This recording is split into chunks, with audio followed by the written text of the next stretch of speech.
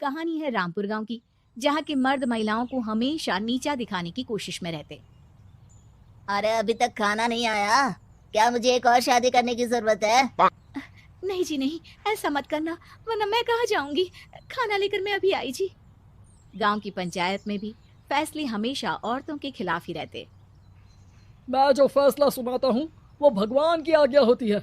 इस लड़के ने अपने मन से शादी करके अच्छा नहीं किया। लड़के को घर भेज दो और इसकी शादी इसकी जाति की किसी लड़के से करवा दो, लेकिन ये लड़के, इसे तो गांव के बाहर निकाल दो। नहीं नहीं जमींदार साहब, ये क्या बोल रहे हैं? ऐसा नहीं हो सकता। मेरी बेटी मासूम है, इसे अच्छे बुरे की समझ नहीं है। अरे कहाँ जाएगी ये बेचारी? कहाँ जाएगी? इतनी चिंता है तो पूरे परिवार का गांव निकाला कर देते हैं। बेचारे पूरे बसे बसाए परिवार को गांव छोड़ना पड़ता है। चाहे जो हो, अगर बेटियों को कंट्रोल नहीं कर सकते तो गांव में रहने का कोई मतलब नहीं है। यहाँ औरतों को दब कर रहना होगा। कोई भी अपने हिसाब से कुछ नहीं कर सकता, सब ईश्वर की मर्जी से ही होगा। तभी गांव का एक आदमी दौड़ा दौड़ा आता है। सरपंच साहब, जमींदार साहब, वो कालिया है ना, उसकी बेटी पढ़ने के लिए शहर जा रही है। अच्छा, ये कब हो गया? और कालिया की हिम्मत कैसे हो गई ऐसा करने की? लेकर आओ उसे और उसकी बेटी को। बस फिर क्या था, हाजिर हो जाते हैं कालिया और उसकी बेटी सरपंच के सामने। और कालिया, ये क्या सुनने में आ रहा है? बेटी को इंजीनियर बना रहा है तू? और ये बता, गांव में तो स्कूल नहीं है, फिर कहां से इतनी क्लास पास कर गई तेरी बेटी?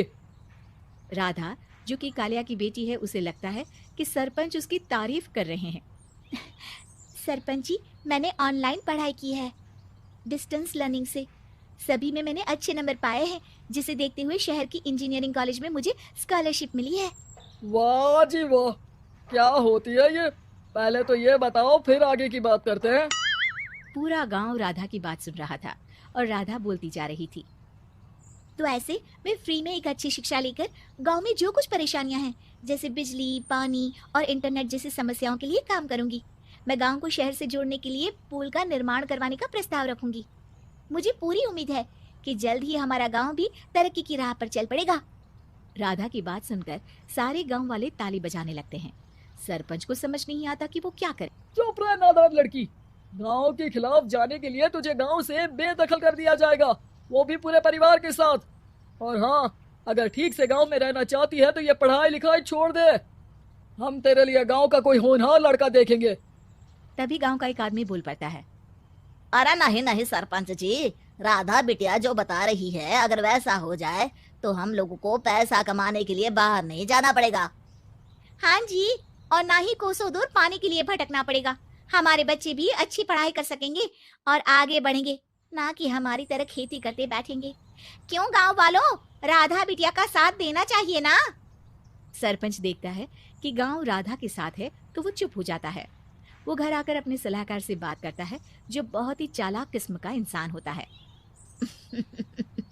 अरे सरपंच साहब, आपको बहुत ही होशियारी से काम लेना पड़ेगा। एक बार गांव तरक्की कर गया, यहाँ के बालक पढ़ लिए तो कोई ना पूछेगा आपको। और फिर ये जो बेटा और बेटी है ना आपके, इनको भी आम लोगों की तरह ही जीवन जीना होगा। हाँ, लेकिन करे तो क्या करे? वो ना आप मुझ पर छोड़ दीजिए, बस मैं जैसा बोलूं करते जाइए। अगले रोज सुबह जब गांव वाले सोकर उठते हैं तो राधा के घर के बाहर और साथ ही वो लोग जिन्होंने राधा का सपोर्ट किया था, उनके घर के आगे लाल रंग से कल आऊंगी लिखा होता है। कल आऊंगी? ये क्या होता है? अरे यह तो खून से लिखा है, लगता है कोई भूत प्रेत या चुड़ैल का साया है। चलो सरपंच के पास चलते हैं। सभी सरपंच के पास जाकर उसे सारी बात बताते हैं। और ये तो बड़ी मुश्किल की बात है। चलो, मैं एक बाबा को जानता हूँ, उन्हें बुला लेता हूँ। सरपंच बाबा को लेकर गांव के घर के बाहर जाता है। ओहो, तो ये वो चुड़ैल है जो उन लोगों को निशाना बनाते हैं जो गांव को बदलने का सपना देखते हैं।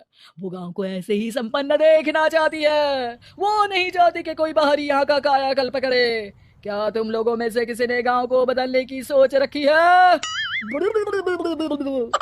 तभी राधा की माँ रोते रोते आती है। मेरी राधा घर से गायब हो गई है। अरे कोई तो बचाओ, मेरी बच्ची कहाँ गई?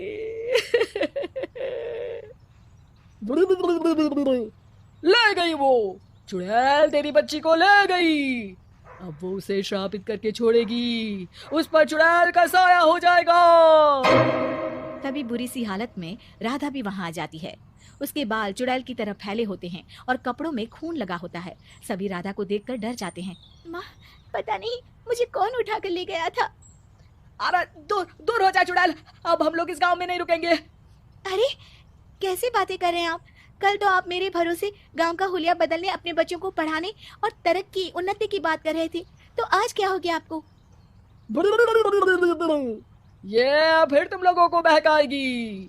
ये चुड़ैल गांव में आ चुकी है, ऐसे ही ये तुम्हारे घर के बच्चों को भी ले जाएगी। गांव वाले राधा को गांव से बाहर निकाल देते हैं।